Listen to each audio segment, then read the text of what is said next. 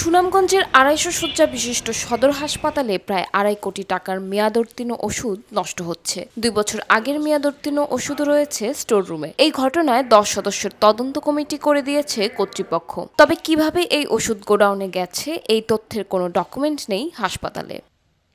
এদিকে সরবরাহ না থাকায় অজুহাতে বেশিরভাগ ওষুধ বাহির থেকে কিনে আনতে হয় সেবা নিতে আসা রোগীদের। সেবা নিতে আসা রোগীরা বলছেন, হাসপাতালে বিভিন্ন সমস্যা নিয়ে ভর্তি হলেও বেশিরভাগ ওষুধ বাইরে থেকে কিনতে হচ্ছে তাদের। বহির্বিভাগেরও একই অবস্থা। অথচ প্রয়োজনীয় ওষুধ রোগীদের না দিয়ে কোটি টাকার ওষুধ নষ্ট করায় ক্ষোভ জানিয়েছেন অনেকেই। একটা সেলাইন ঠিক মতন দেয় না, কিনে আনে ব্যবহার করার লাগে, কেনলা লাগাই একবারে কিনে এনে ব্যবহার করার লাগে, সব কিছু কিনে এনে ব্যবহার করার লাগে। এরপরে রুগী হলতে সেবা পায় না ঠিক মতন। এরপরে আপনার ডাক্তার মনে করেন যাতে ডিউটি ডাক্তারের 2 ঘন্টা 3 ঘন্টা করে ডাক্তার এখন চলে যায়। ডাক্তার হলতে বালাটিকে মনে করেন যাতে চিকিৎসা রুগী হলতে সেবা দেয় না। এই যে 2 থেকে 2.5 কোটি টাকার ওষুধ নষ্ট হয়েছে। এই ওষুধগুলো মনে করেন যাতে আজকে যদি সুনামগঞ্জে যে অসহায় মানুষ আইছে, এরা আইলে পরে সেবা পাইতো ঠিক মতন, মেডিসিন পাইতো, তাহলে তো এই রুগীগুলা এই ক্ষতিগ্রস্ত হইতো না। প্রায় 2.5 কোটি টাকার ঔষধ হাসপাতালে স্টোর রুমে এখন পর্যন্ত রয়েছে, যেগুলো ডেট ওভার। আর রোগীরা যদি এই ঔষধগুলো সময় মতো পাইতো তাহলে রোগীরা উপকৃত হইতো, আর সরকারের রাজস্ব খাতের যে অর্থ সেগুলো নষ্ট হতো না, ওষুধগুলো নষ্ট হতো না।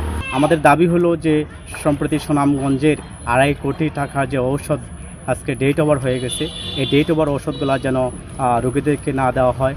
আর ভবিষ্যতে সংশ্লিষ্ট সবার দায়িত্বশীলদের প্রতি আমাদের দাবি থাকবে যে তদন্ত সাপেক্ষে এর বিহিত ব্যবস্থা আপনারা করবেন।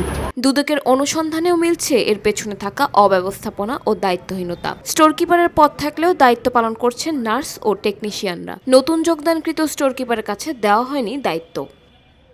আসলে স্টোর কিপার আমি, পদে স্টোর কিপার, কিন্তু কাজে স্টোর কিপার না।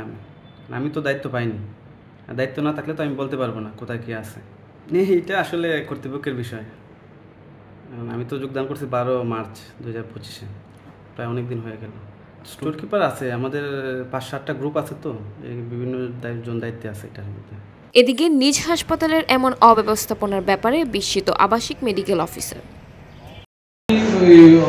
অনেক রোগী আসেন আমাদের কাছে সেবা নেওয়ার জন্য। রোগীরা আসলে আমাদের যে সরকারের যে বরাদ্দকৃত ওষুধের মধ্যে থেকে যে সব ওষুধ এই বর্তমানে অ্যাভেলেবল করা আছে, প্রত্যেককে সেই ওষুধগুলো ডিস্ট্রিবিউট করা হয়। আর মেয়াদ উত্তীর্ণের বিষয়ে যেটা বলতেছে যে মেয়াদ উত্তীর্ণ হয়েছে, সেই বিষয়ে একটা কমিটি করা হয়েছে। সেই কমিটি বসার পরে বলতে পারবেন যে আসলে এই ঘটনাটা কি। এর আগে আসলে আমরা এখন দেখি নাই, দেখলে বলতে পারবো। স্যার তো কমিটি করে দিচ্ছে আমাদের, এখন আমরা বসবো সবাই স্যারের নেতৃত্বে। কোটি টাকার ওষুধ নষ্ট হওয়া আর রোগীদের হাতে না পৌঁছানোয় প্রশ্ন উঠছে সবার মনে। স্বাস্থ্যসেবার ভরসা কি অবস্থাপনার বলি হচ্ছে?